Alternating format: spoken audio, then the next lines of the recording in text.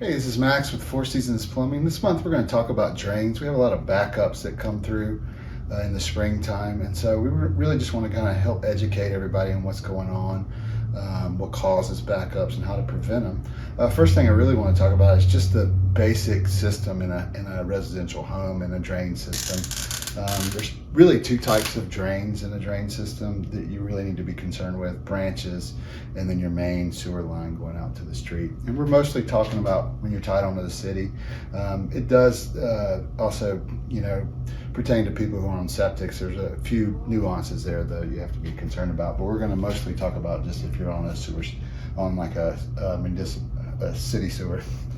So you got your home here, just a basic home, and you got bathrooms. Maybe your bathroom's here, maybe there's your tub with your shower, and a toilet, and then maybe you got your kitchen down here.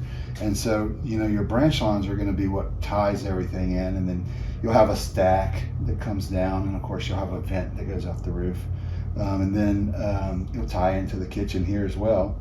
And then this will be your sewer line, and that's pretty much it. And this will run out, and it really is simple. So some things that are different, so you consider it a sewer line once it goes 5 feet from outside of the house. Some places it's 10 feet, some places it's 2 feet. We always say 5 feet out. I think North Carolina State Code's actually 10 feet. They changed it. But anyway, once it goes from that point on, it needs to be at least a 4-inch line. And basically the size of these lines just progressively gets bigger. If you've got a sink over here, that's going to be an 1.5-inch line, and it might tie into your tub, which would be a 2-inch line, and then ties into your toilet, which is a 3-inch line, and it may drop into this stack, which is also 3-inch, ties into that, and then it turns to 4-inch and goes on out. So some myths that we hear a lot of times is like, well, if you use this type of toilet paper, or if you use this, it can cause backups. And that is true, they will cause backups, but that's because there's something else going on.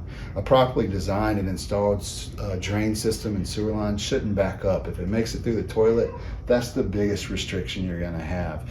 It should go on down and all the way down if everything's proper. And that's why we like to use our cameras and just see what's going on if somebody's having reoccurring problems. A couple of things about a branch line. Branch line has a little more components to it. With the main line going out, it's just a main line, and you have clean outs. You got to have a clean out every 100 feet by code. We usually do it every 75 feet. And you need a clean out where it ties into the city, and a clean out right at your house.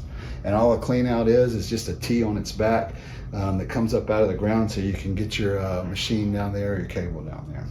With the branch lines, they have a little bit more to them. They have a P-trap, which holds water in it, so it comes down a P-trap, and then they have a vent, and the vent basically protects the P-trap. So this is your sink basin, you're draining it, and there's always water sitting in here to protect sewer gases from coming into your house. And the vent protects, keeps the water from siphoning out of the thing. That's pretty much it. Pretty simple systems. Pretty easy to maintain if they're installed properly. As long as they're installed properly, you really shouldn't have very many problems.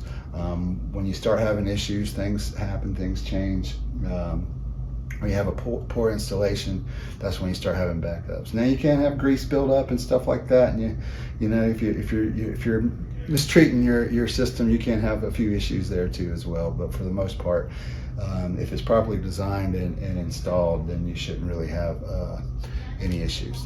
Hope this is helpful, and we'll continue throughout the month to share more about drains and what causes backups and how to prevent them. And if you have any questions or need any help with anything, feel free to give us a call.